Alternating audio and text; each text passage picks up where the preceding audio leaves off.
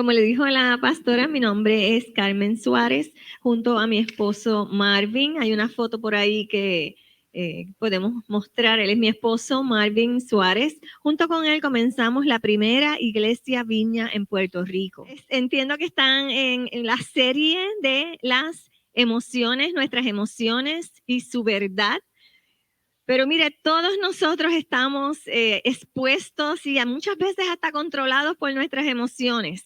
Y Dios nos creó así. Dios nos creó con gente, como gente que podemos tener emociones, que tenemos sentimientos, que recibimos estímulos y los sentimos en el cuerpo y reaccionamos a esas emociones.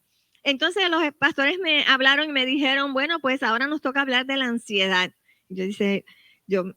Bonito tema que me dieron a mí. Bueno, pero aquí vamos. Entonces me puse a buscar cuál es la definición, cómo vamos a definir la ansiedad, porque si vamos a hablar de algo, yo creo que es bueno que todos estemos en el mismo lugar, no que uno piense que la ansiedad es una cosa, otro piense que la ansiedad es otra cosa. Y me ocupé de buscar una definición. Y la definición dice de esta manera: la ansiedad es un estado mental que se caracteriza por una gran inquietud, una intensa excitación, preocupación y una extrema inseguridad, causando angustia y desesperanza. La ansiedad es algo que cuando nosotros sentimos esa ansiedad no podemos ver el futuro. Es como si el futuro fuera tan incierto, y la ansiedad lo que hace es en nuestra vida es que nosotros queremos alcanzar el futuro rápidamente, y eso nos ocasiona toda esa serie de emociones que como que revolucionan nuestro cuerpo, como que agitan nuestro ser y no permiten que podamos estar enfocados de una manera, vamos a decir, pasiva, no quizás pasiva es la palabra, como confiada en lo que Dios tiene para nosotros. La ansiedad nos puede robar la bendición que Dios tiene para nosotros, y es por eso que la iglesia habla de eso. En la iglesia, yo en verdad lo felicito, porque esta iglesia está hablando de cosas que nos están pasando día a día para que nosotros podamos y sepamos cómo manejar nuestra vida y cómo podemos crecer en una vida cristiana para que cuando nosotros salgamos de aquí, porque aquí todos se ven cristianos, quiero que lo sepan. Se ven bien buenos, bien cristianitos, pero cuando salimos por esa puerta, nosotros queremos reflejar a Cristo. ¿Y cómo podemos reflejar a Cristo? Cuando aprendemos aquí algo y Dios nos habla y nos dice, mira, cuando te pase esto y te pase aquello, de esta manera nos vamos a comportar y vamos a confiar en el Señor. Cuando salimos allá afuera, entonces somos luz en medio de las tinieblas. Así que yo los felicito por este tema. La ansiedad es lo opuesto a la paciencia, lo opuesto a la paz, lo opuesto a lo que es la tranquilidad. La paciencia espera que Dios obre y Dios es el que va a accionar. La ansiedad trata de que yo obre para alcanzar un resultado esperado, pero la paciencia me lleva a Dios y confía que Dios lo hará. La ansiedad me lleva a actuar en mis propias fuerzas. Yo quiero lograr lo que quiero alcanzar, a tomar el control. ¿Quiénes aquí les gusta? No. Iba a preguntar quiénes aquí les gusta controlar, pero en verdad no. Mejor no pregunto. La paciencia es saber que Dios está en control. Es que yo no puedo controlar las circunstancias. Dios está en control. Y quiero compartir con ustedes una historia bíblica que yo creo que nos puede hablar un poquito y vamos a poder relacionarnos con ella, porque a mí me gusta cuando yo voy a la iglesia y escucho una predicación que yo pueda agarrar esa predicación, que yo la pueda tocar. Yo siempre digo eso, si yo no la puedo tocar, pues la escuché, me pareció chévere, me emocioné, pero cuando salí como que, bueno, ¿cómo la voy a usar? Pero yo quisiera que hoy usted se enfoque de esta manera. ¿Qué Dios quiere que yo aprenda hoy? Que yo cuando salga por esa puerta puedo usar, que mañana por la mañana yo puedo referirme y puedo recordar y puedo implantar en mi vida de manera de que yo pueda crecer en mi carácter cristiano, que yo pueda crecer en ser esa luz y esa esperanza que la gente de afuera no tiene y que está buscando en ti, que ellos saben que tú vienes a la viña y ellos saben que tú eres creyente, porque tú le has dicho que tú eres creyente, que tú eres de la iglesia, que tú eres de la familia de Dios y ellos están buscando en ti algo diferente. Y entonces, por eso es que es tan importante que nosotros podamos estar abierta nuestra mente y nuestro corazón, no solo para entender la palabra, sino para internalizarla y ponerla en práctica. Así que yo entiendo que esta historia de la Biblia nos va a ayudar a relacionarnos, a recordarlo y a implantarlo. Y vamos a ver lo que dice la Biblia en el libro de Marcos, en el Evangelio de Marcos, y vamos a ver una historia que probablemente muchos de ustedes conocen, pero yo quiero que aunque usted la conozca, venga conmigo y revisite esta historia, y es la historia de Jairo. La historia cuando Jairo ruega por su hija. Dice así: cuando Jesús pasó otra vez en la barca al otro lado, se reunió una gran multitud alrededor de él, y él se quedó junto al mar. Y vino uno de los oficiales de la sinagoga, llamado Jairo, y al verle se postró a sus pies y le rogaba con insistencia, diciendo: mi hijita está al borde de la muerte. Te ruego que vengas y pongas las manos sobre ella para que sane y viva. Jesús fue con él, y una gran multitud le seguía y le oprimía. Vamos a quedarnos aquí. La historia continúa, pero vamos a analizar lo que dice esta parte de la historia. Dice la Biblia que Jesús llegó del otro lado del mar. Este es el ministerio público de Jesús. Jesús está predicando, está visitando las diferentes regiones en el área de, en este caso, de Galilea. Él venía de unas ciudades, de 10 ciudades que llamaban Decápolis, que significa 10 ciudades. Y Jesús venía en la barca con sus discípulos y llega a la orilla del mar. En este caso, él está llegando al otro lado, a el área donde está Capernaum, en Galilea. Capernaum, llamada la ciudad de Jesús, porque Jesús pasó mucho tiempo allí. Llega Jesús y se corre la voz: Jesús está en el área. Y como buenos compueblanos, habían escuchado de Jesús, de la fama de Jesús, del ministerio de Jesús, de lo que Jesús estaba haciendo, estaba sanando, estaba predicando, estaba enseñando. Y dice la Biblia que Jesús estaba enseñando sobre el reino de Dios.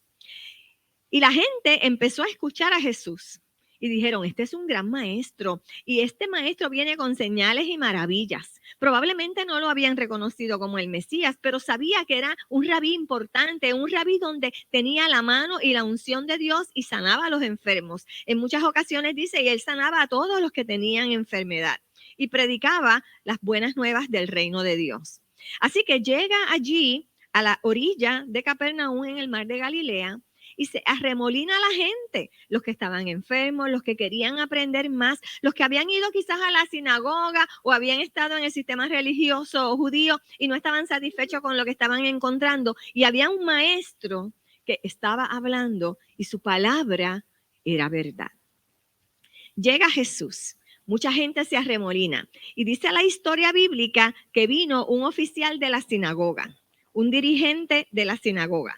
Decía: y vino uno de los oficiales de la sinagoga llamado Jairo. Mire, a mí me llama la atención que un oficial de la sinagoga viniera a ver a Jesús, porque normalmente lo que sucedía era que los oficiales de la sinagoga y los religiosos de aquel tiempo estaban buscando a Jesús, pero no era para seguirle, no era para tratar de entender sus enseñanzas, no era para confiar y creer en él. Era para criticarlo y tratar de agarrarlo en un error. Le hacían preguntas capciosas, lo llevaban a hacer cosas que Jesús no quería hacer. En un momento intentaron hasta matarlo, hasta cogerlo y matarlo. Ellos estaban persiguiendo a Jesús porque ellos veían que Jesús traía un evangelio del reino que ellos no conocían, que ellos no estaban preparados para predicar y que era muy atractivo para el pueblo de Israel. Así que a Jairo yo le tengo admiración. Y cuando yo he estado leyendo y meditando en esta palabra, Dios me habló y Dios me habló a través de este pasaje y me dice: mira la actitud de Jairo. Mira la actitud de Jairo. Jairo se acerca a Jesús con determinación, sin preocuparse por su estatus social. Él era un líder en la sinagoga. Mas, sin embargo, la Biblia dice que él vino y se arrojó a los pies de Jesús. Él se postra ante Jesús y con una gran fe le hace estar convencido de que Jesús podía sanar a su hija. Y yo sé que Jairo tenía fe, porque había que tener fe para, en medio de toda esa multitud que sabía que él era el líder religioso de su pueblo, él venir a tirarse a los pies de Jesús y decirle: mi hija está muriéndose y yo necesito que tú vengas a sanarla. Así que Jairo se olvidó de todas sus circunstancias, porque Jairo estaba experimentando una crisis en su vida que le estaba ocasionando, ¿qué cosa? Mucha ansiedad, mucha preocupación. Él estaba en un momento de crisis. No nos hemos sentido así nosotros. En cuando llega una crisis y un problema a nuestra vida, nos sentimos desesperados, nos sentimos preocupados, nos sentimos que no estamos en el control de lo que está pasando, sentimos que el futuro es incierto, no sabemos lo que va a suceder. Y Jairo se olvidó de todo eso, de todo su prestigio, de toda su posición, y se tiró a los pies del maestro. Porque cuando tú y yo estamos en esa situación es que no tenemos otra alternativa. Fue la única alternativa que encontró Jairo en su momento de necesidad, llegar a los pies del maestro.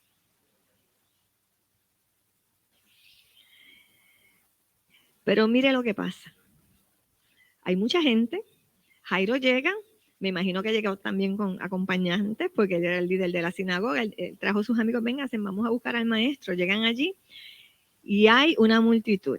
Jesús le contesta lo siguiente. Jesús le dice, cuando Jairo le ruega con insistencia, en el verso 24 dice: Jesús fue con él y una gran multitud le seguía y le oprimía.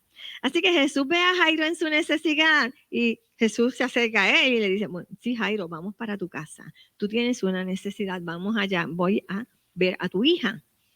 Pero en el proceso de que Jesús va con Jairo, lo está siguiendo esta gran multitud, mire lo que pasa. Jairo desesperado: Señor, apúrate, apúrate, apúrate, que es tarde. La situación es una situación de emergencia. Esto no es para la semana que viene, esto no es para mañana, esto no es de aquí a 3 horas. Yo necesito que tú vengas conmigo ahora. Pero ¿qué pasa en el pasaje? No lo voy a leer, pero se los voy a contar rápidamente, porque eso sería otra predicación. Me tienen que invitar otro día. Entonces, ¿qué pasó? Jesús se detiene y Jairo, ustedes se pueden, imagínate que tú eres Jairo. Señor, avanza. Y Jesús en reversa.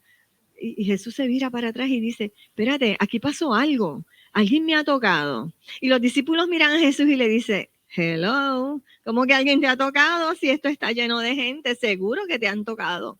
Mucha gente te ha tocado, Jesús. Los discípulos no entendían lo que Jesús decía. ¿Ustedes creen que Jairo entendía?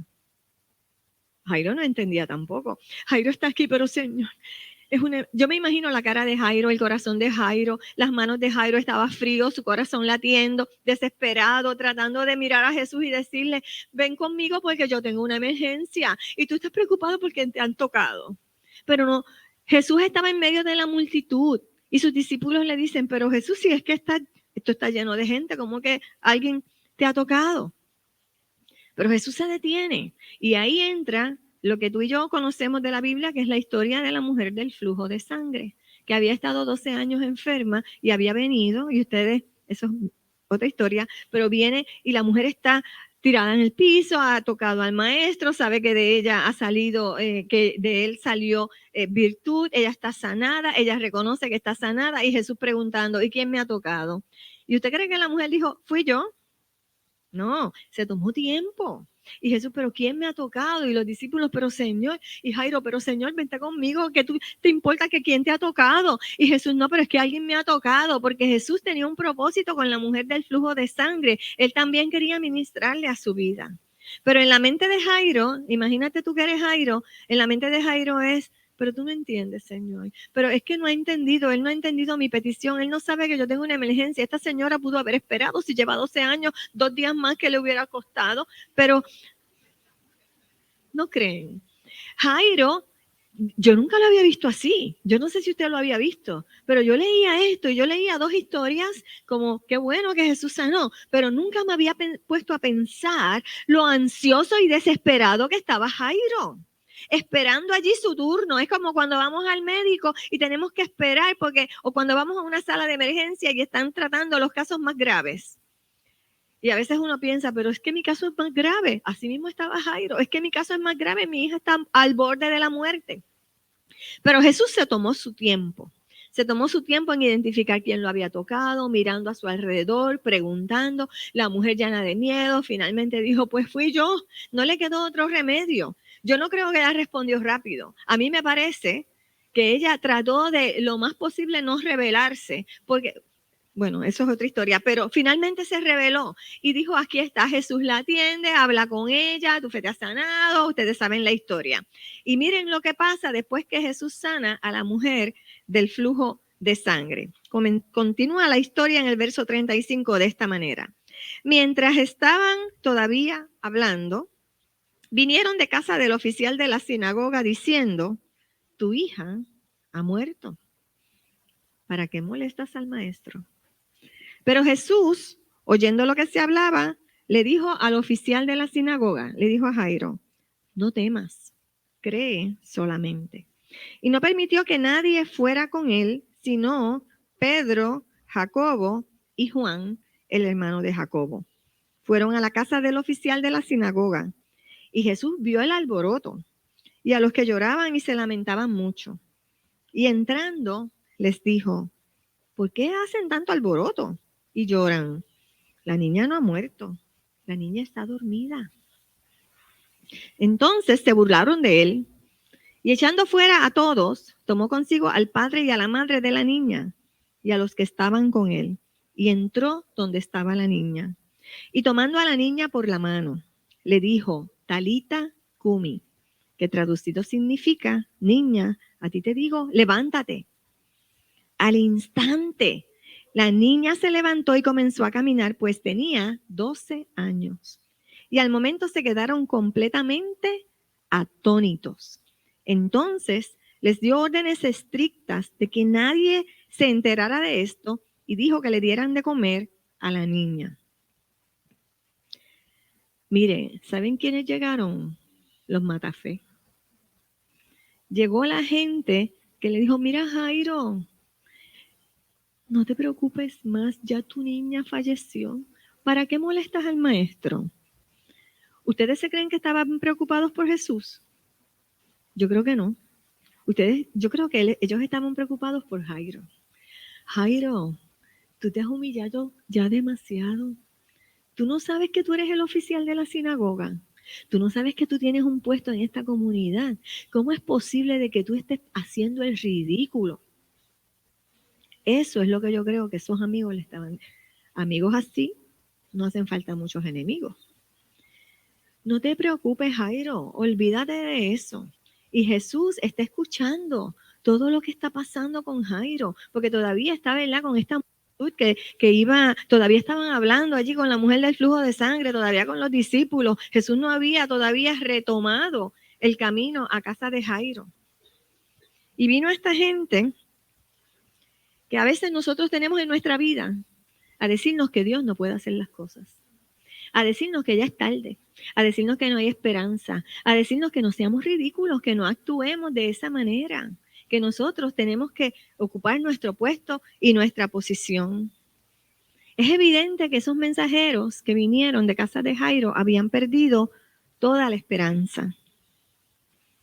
Probablemente Jairo también había perdido la esperanza y ya no valía la pena ni angustiarse. Pero Jesús los ignoró. ¿No se ha dado cuenta usted cómo Jesús reacciona? Cuando yo leo los evangelios que habla de Jesús, a mí me fascina ver las reacciones de Jesús. Porque yo creo que a veces nosotros los cristianos tenemos a Jesús muy diferente en nuestra mente de lo que Jesús realmente es. Y quizás pensamos que Jesús es este hombre delicado, que ay, Dios te bendiga, yo te amo, soy misericordioso, con el pelo largo y la túnica larga, y que es como que alguien muy esotérico, muy fuera de lo normal. Pero Jesús era un un hombre 100% hombre, 100% Dios. Mire, Jesús tenía carácter. Jesús podía ser amoroso cuando él necesitaba mostrar amor y compasión, pero era firme y era bien establecido cuando él quería mostrar su autoridad. Y dice la Biblia que Jesús ignora a los mensajeros que vinieron de la casa de Jairo. Y se dirige a Jairo, no se molestó ni hablar con los mensajeros. Y le dice, no tengas miedo, Jairo, ten fe, cree solamente. En otras palabras, Jesús le está diciendo a Jairo, oye Jairo, ¿tú te acuerdas cuando tú llegaste aquí? Que tú te me tiraste a los pies y tú confiabas que yo podía hacer el milagro. No abandones tu fe, Jairo. Mantente firme en esa fe a la cual tú has creído. Jesús los ignora. No solo Jesús ignora a los mensajeros que vinieron de casa de Jairo, sino que dice la Biblia que Jesús escoge 3 de sus discípulos. Ese es el círculo íntimo de Jesús, que acompañaron a Jesús en muchas de las cosas que Jesús hizo importantes. Solamente estos 3 discípulos. Dice la Biblia que Jesús toma a Pedro, Jacobo y Juan. Esos eran los amigos más íntimos de Jesús que participaron de eventos importantes en la vida de Jesús. No siempre Jesús estaba con sus 12 discípulos. Así que Jesús dice, toma a sus discípulos, gente llena de fe que habían estado con él, que habían visto los prodigios y las maravillas, y todo eso había creado en ellos fe. Y Jesús toma esos 3 discípulos y le dice a Jairo, ahora es que vamos para tu casa. Jairo, ahora es el tiempo de Dios. Y se lleva a Jairo y a sus discípulos a la casa de Jairo. Pero cuando Jesús llega, se encuentra allí que hay un alboroto. Y ese alboroto es interesante porque en la cultura judía se contrataban a los llorones. Eran llorones profesionales. Así es. Si usted estudia un poquito la costumbre judía, mire, yo estuve buscando información y es bien interesante. Se llamaban plañideras profesionales que acostumbraban estar en cualquier funeral. Era una costumbre oriental para dar el pésame.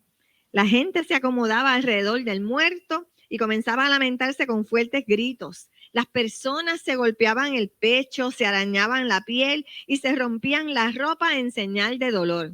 No eran familia del muerto. Estaban contratados. Las lamentaciones, el llanto, los gritos evidenciaban ese sentimiento trágico de la muerte. Muchas de las personas que participaban en estos eventos pues eran profesionales y venían a apoyar a los dolientes en sus expresiones de dolor y de llanto. Cuando Jesús llega se encuentra no solo que la niña había muerto, sino que ya habían hecho el contrato con las plañideras profesionales, ya habían arreglado el funeral, ya estaban en el puro proceso de funeral. Y Jesús les dice, pero ¿por qué ustedes están haciendo este alboroto? Si es que esta niña no está muerta, esta niña está viva, está dormida. Y ellos comenzaron a burlarse de Jesús, pero tú no sabes que ya nos contrataron, ya se confirmó que la muchacha se murió. Nosotros estamos aquí porque ya el funeral comenzó. Y Jesús los sacó a todos hacia afuera. Y yo me imagino que no les dijo, bueno, pueden salirse. No, toditos se salen ahora mismo porque llegue yo, todos se van. Y Jesús con mucho carácter y autoridad los saca del salón, de la casa de Jairo y les dice, la niña no está muerta.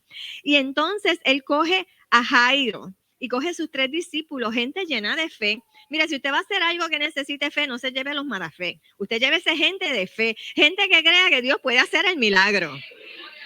Usted no le pide oración a aquel que dice, ay bendito mi hija, pero es que así se murió la tía mía. Eso mismo le dio. ¿A usted no le ha pasado eso? Bueno, creo que sí. Y uno aquí tiene un problema, ay sí, mi hijita, le quedan poquitos días, tú mejor pasa tiempo con ese, porque se está muriendo. Yo veo la cosa mala. Usted busque gente que cuando ve la cosa mala diga, pero Dios tiene el poder para sanarlo, pero Dios tiene el poder para sacarlo de la situación, pero Dios es un Dios de milagros, pero el Dios que yo creo es el Dios todopoderoso, creador del cielo y de la tierra. No es un diosito, no es un ídolo, es el Dios del universo. Así que esa es la gente que Jesús escogió. Jesús cogió a Pedro, a Jacobo y a Juan y dijo, yo voy a llevar gente de fe y todos los matafé, todos van para afuera. Los amigos de Jairo están nowhere to be seen, estaban desaparecidos, missing in action, se perdieron. Los plañideros los sacaron, ese día no cobraron. Y entonces Jesús coge a Jairo, a su esposa, coge a Pedro, a Jacobo, a Juan, y entra al cuarto donde está la niña. La niña, evidentemente, acostada en su cama, dormida. Y me llama la atención que Jesús no se paró al final de la cama y dijo, levántate. No hizo eso. Jesús se sentó. Qué delicado es Jesús. Se sentó al lado de la niña. Dice la Biblia que tomó su mano. Tomando a la niña por la mano, le dijo, Talita Kumi, que lo que significa es, a ti te digo, levántate. No dijo abracadabra, lo que dijo fue, habló en su idioma original, en arameo. Si usted quiere hablar como hablaba Jesús, Talita Kumi, niña, a ti te digo, levántate. O en inglés, little girl, wake up, ¿verdad?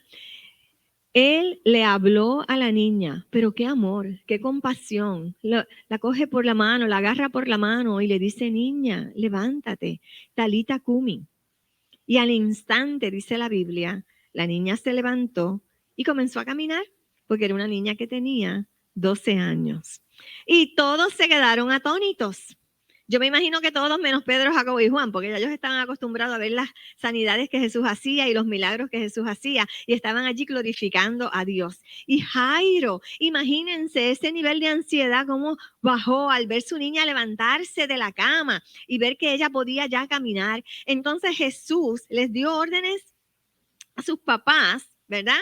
De que no dijeran esto a nadie porque no había llegado la hora de Jesús y la gente terrible que estaba por allí queriendo coger a Jesús y matarlo. Jesús no quería que se supiera esto por esa razón, pero le dice a los padres lo siguiente, denle de comer a la niña. Jesús hizo lo imposible y le dijo a los padres que hicieran lo que ellos podían hacer, que era alimentar a la niña. Ellos iban a darle ese alimento material y Jesús le había dado el alimento espiritual.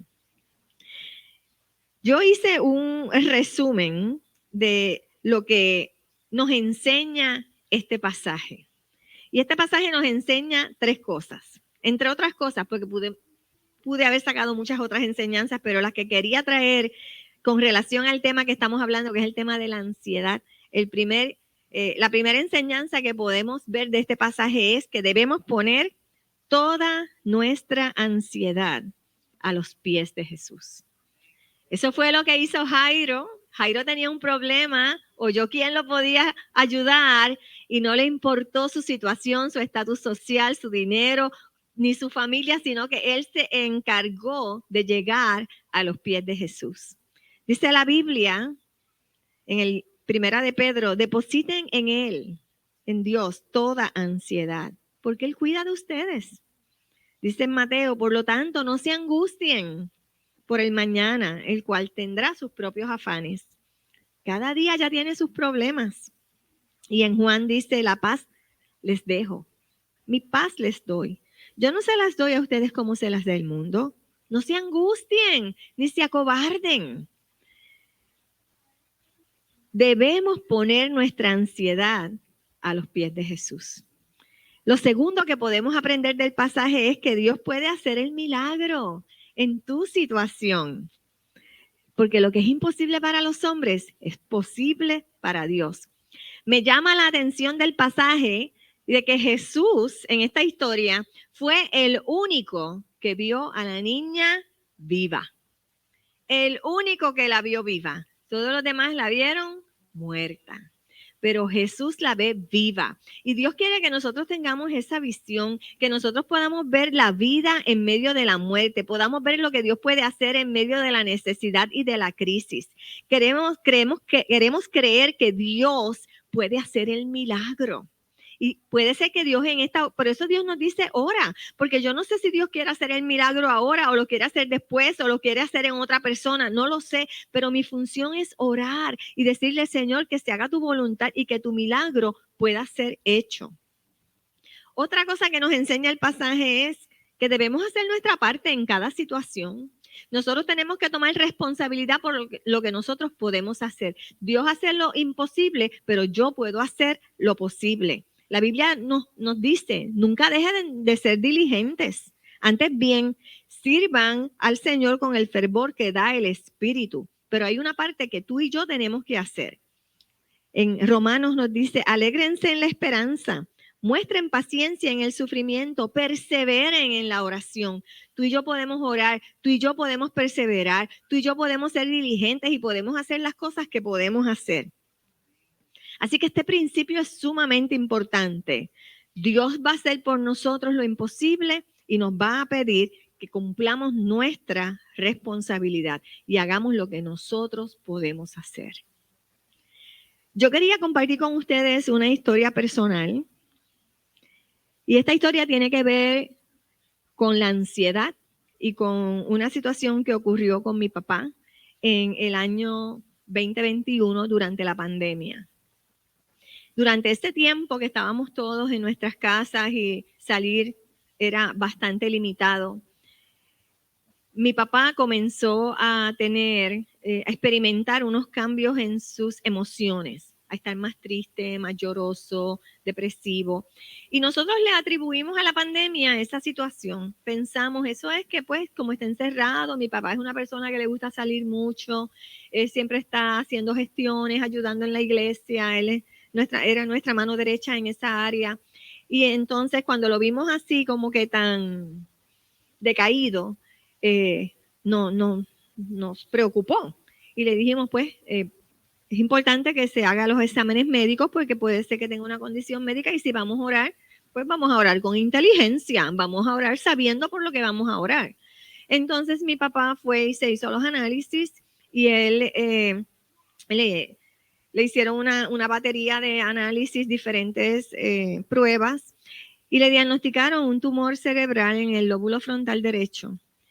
Entonces era un tumor bastante grande. En ese momento medía 6 centímetros de ancho por 4 de profundidad y 2 de largo, ¿verdad? De ancho, de largo y de profundo. 6 por 4 por 2. Un tumor bastante grande. Centímetros estoy hablando, no pulgadas.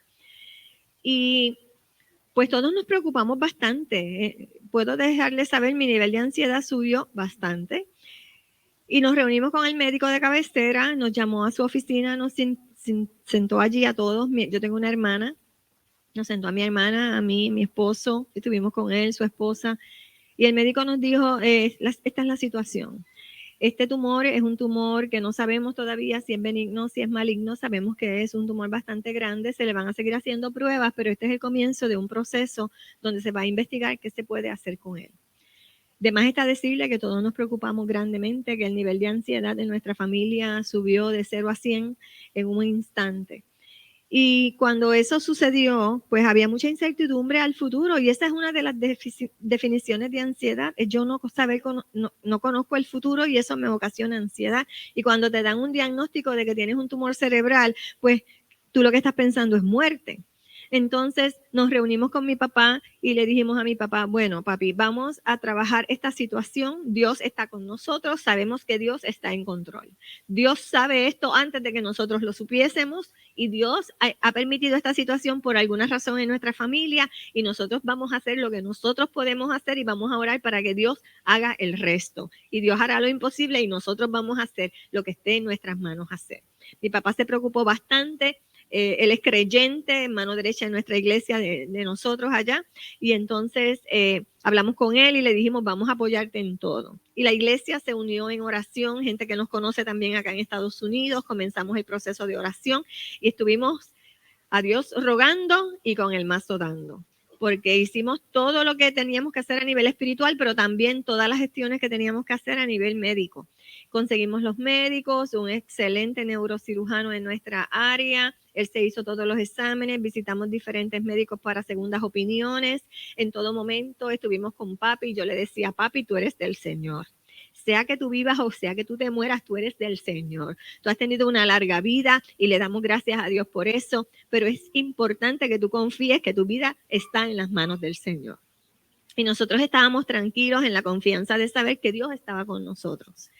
Mi hermana se desesperó bastante y todo el tiempo yo con ella, Dios está en control. Nosotros hacemos nuestra parte, Dios hará su parte. Ese era mi lema. Nosotros hacemos nuestra parte, Dios va a hacer su parte. Vamos a seguir orando y confiando en el Señor y declarando, ¿verdad?, salud y sanidad para nuestro papá.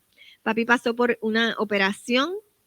Y entonces aquí tengo una foto que quiero enseñarles de mi papá. Luego de esta foto es como 2 semanas después de la operación. Ahí está él con su parche en la cabeza. Le hicieron él tiene una cicatriz en forma de herradura bastante grande. Parecía como una culebra cuando tenía una serpiente cuando tenía todos los puntos. Mi papá entró en sala de operación a las 6 de la mañana y llegó a las 6 de la tarde, todavía no nos habían llamado, no nos habían dicho nada.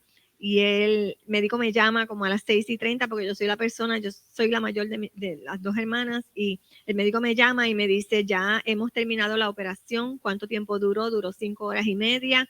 Y entonces yo le dije, pues doctor, ¿puedo ir al hospital? Mi papá todavía está en recovery, todavía no ha despertado. Me dice, no, tu papá está sentado en la camilla hablando con todas las enfermeras. Y yo, dentro de mí, no sé por qué estoy sorprendida. De verdad que no lo sé. Y yo le dije, ¿de veras, doctor? Y el doctor me dice, sí, ya, él está bien, él está hablando, él está respondiendo bien, todo en la operación surgió bien y salimos de allí, llegamos al hospital, el médico nos esperó, estuvo explicándonos que había tratado de sacar todo el tumor, pero una parte que estaba adherida no la pudo sacar, pero que eso se iba a dar seguimiento, pero que la operación había sido bien, que papi había respondido bien con sus 83 años, obviamente estábamos preocupados, pero papi respondió bien en todo. Y yo miraba al doctor y yo le decía, doctor, pero usted no está cansado después de 5 horas y media. Yo estoy bien. Esto para mí es energizante. La verdad que es un médico que tiene una pasión por trabajar y por el bienestar de sus pacientes. Le dimos gracias al Señor porque abrió las puertas. El médico es muy difícil de conseguir y nosotros, gracias a Dios, el médico nos atendió, tuvo su cirugía, está en recovery. Cuando yo llego al cuarto y veo a mi papá, papi está como en la plaza de mercado hablando con las enfermeras y me dice, tú tienes las tarjetas. Y yo digo, papi, ¿de qué tarjetas tú hablas? Me dice, las tarjetas para invitarlas para la iglesia. Él estaba evangelizando a todas las enfermeras en su cuarto. Y le di las tarjetas y él invitó a las enfermeras, vengan a la iglesia, que allí las van a tratar bien para que conozcan al Señor. Y él decía, yo estoy vivo y yo estoy vivo porque Dios tiene unos propósitos eternos conmigo. Pero el nivel, sí, le damos gloria al Señor por lo que hizo. El nivel de ansiedad durante todo ese proceso es difícil uno poder hasta explicarlo porque hay que vivirlo. Y todo el tiempo nosotros estábamos ministrándonos a nosotros mismos. Tenemos que confiar en Dios, hacer nuestra parte. Y cada vez que yo iba a una cita médica con papi, los doctores le hablaban, él me miraba y él me decía, ¿qué tú crees? Y yo le digo, papi, es tu cuerpo y tú tienes que decidir por tu cuerpo. Nosotros te vamos a apoyar en todo. Sabes que Dios está en control. El día antes de la operación, nosotros fuimos a casa de mi papá. Llevamos las copas de comunión y juntos en familia tuvimos una comunión en su casa. Celebramos la comunión, nos tomamos fotos, oramos y confiamos que Dios estaba en control. Pero yo les digo sinceramente que yo le dije al Señor, Señor, sea que papi muera o sea que papi viva, yo sé que Él es tuyo y yo sé que tú estás en control. Y yo lo decía y lo repetía. Y yo les digo una cosa, es triste uno ver un paciente, ¿verdad? Un familiar de uno con esta situación. Y yo sabía que me iba a dar mucha tristeza si mi papá fallecía. Pero también yo sabía que Dios estaba en control y yo tenía la paz. Esa paz que habla la Biblia, que dice que sobrepasa todas las cosas, de yo poder decirle a mi papá, papi, si tú vives, eres de Dios. Y si tú mueres, eres de Dios. Cuando muchas veces nos encontramos en esa circunstancia, no queremos ni mencionar la muerte para que no se asuste. Pero mire, la muerte es la que tiene que estar asustada de nosotros. Porque Dios a nosotros nos dio vida y la muerte no tiene poder sobre nosotros. Así que en medio de la angustia y en medio de la prueba y la dificultad, yo quiero dejarte con este mensaje de parte de Dios para la iglesia. Dios puede hacer lo imposible, pero es importante que tú y yo pongamos manos a la obra y confiemos en el Señor y que en medio de la ansiedad, de la preocupación, de la situación difícil, nosotros, miren, tenemos que levantarnos y hagamos como Jairo y nos tiremos a los pies del maestro y le digamos, Señor, sabemos que tú tienes el poder para sanar, para salvar, para restaurar. Y esa es nuestra oración. Dios tiene el poder para hacerlo. Y nuestra responsabilidad no es hacerlo, es orar para que Dios lo haga. Así que cuando nos da ansiedad cuando queremos ser Dios. Queremos jugar el papel de Dios. Y Dios es Dios. Nosotros no lo podemos hacer. Solo Él lo puede hacer. Nosotros solamente podemos ser instrumentos en sus manos. Podemos confiar en Él y podemos ayudar a otros. Porque a lo mejor la ansiedad no la tienes tú, a lo mejor la ansiedad la tiene un compañero de trabajo, un compañero de escuela, un vecino, un amigo, un familiar. Y tú puedes estar ahí con esa persona y decirle, Dios está en control, vamos a orar. No sea como los matafés, sino sea como esa gente, como Pedro, Jacobo y Juan, que están ahí para apoyar y decirle, ten fe porque Dios puede hacer el milagro.